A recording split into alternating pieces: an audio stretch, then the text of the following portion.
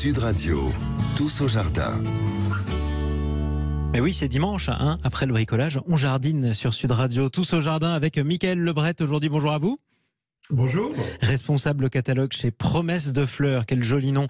Aujourd'hui avec vous, on va parler de ces floraisons hivernales. On pense souvent que la saison des jardins, ça commence au printemps avec le retour des beaux jours. Et pourtant, l'hiver n'est pas une saison à négliger en termes de floraison. Il y a des plantes, paraît-il, qui seraient même couvertes de fleurs, en tout cas à cette saison. Qu'est-ce qu'on peut voir dans les jardins en ce moment ?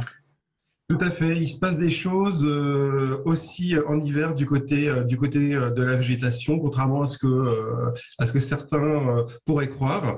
Par exemple, en ce moment, on est pile dans la saison des roses de Noël, ce qu'on appelle aussi les élébores, qui commencent à partir du mois de décembre et qui vont continuer leur floraison pendant janvier, février, mars, quoi. Donc c'est vraiment des très très bonnes plantes vivaces qui fleurissent même quand il gèle, hein, puisque elles sont pas vraiment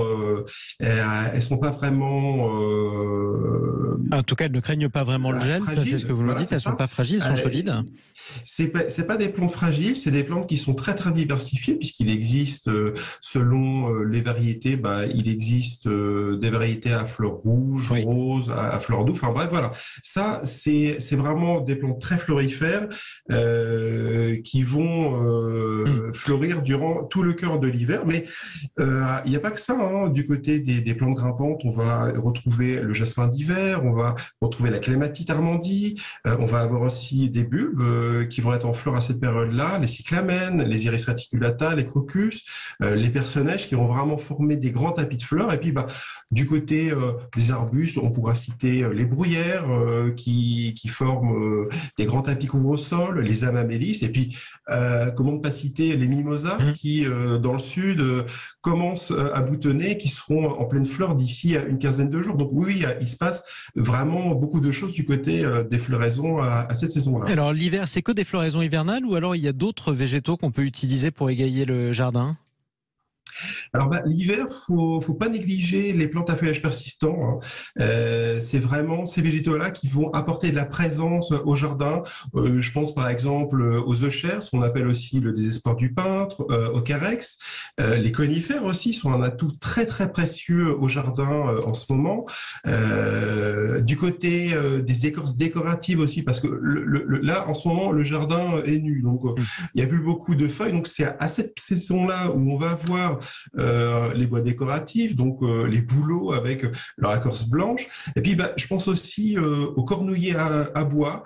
Vous avez deux espèces bien précises, le Cornus alba et le Cornus sericea, qui eux vont faire un bois qui a la particularité d'être soit rouge, soit jaune fluo selon les variétés. Donc ça c'est vraiment pas mal en ce moment dans les jardins.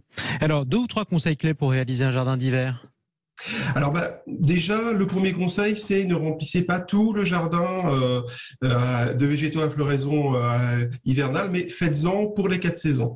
Donc, ce que l'on peut faire, c'est dispatcher quelques végétaux décoratifs en hiver. Alors, ça peut être près de la maison, dans un massif. Ça peut être sur une balconnière, sur le bord d'une fenêtre. Ça peut être aussi dans un pot. Donc, planter 2-3 variétés différentes, quelques cyclamènes avec des personnages dans un pot, dans un massif près de la porte d'entrée, un cornouiller avec un tapis de crocus.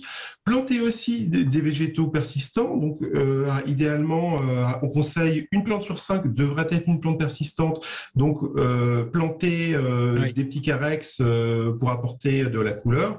Privilégier aussi des arbustes taupières, donc qui vont vraiment avoir une forme géométrique. Je pense par exemple aux buis taillés, les buis boules ou bien les genévriers taillés en nuages, qui vont vraiment se détacher du paysage en hiver. Et enfin, miser sur les parfums, miser sur quelques variétés parfumées. Vous avez le mahonia, le sarcococa et surtout le daphné. Ce sont vraiment des arbustes qui embaument le jardin sur des dizaines et des dizaines de mètres. Donc l'hiver, c'est pas une saison saison si triste que ça, si on utilise les bons végétaux, voilà, ça permet d'avoir le moral et d'avoir de la couleur à une saison un petit peu réputée triste. Voilà, réputée froide en tout cas, à chaque saison sa fleur. Merci beaucoup Mickaël Lebret. Responsable catalogue chez Promesse de Fleurs. Sud Radio retourne au jardin. Mais dimanche prochain, les amis, on vous souhaite un bon jardinage aujourd'hui. Mais restez avec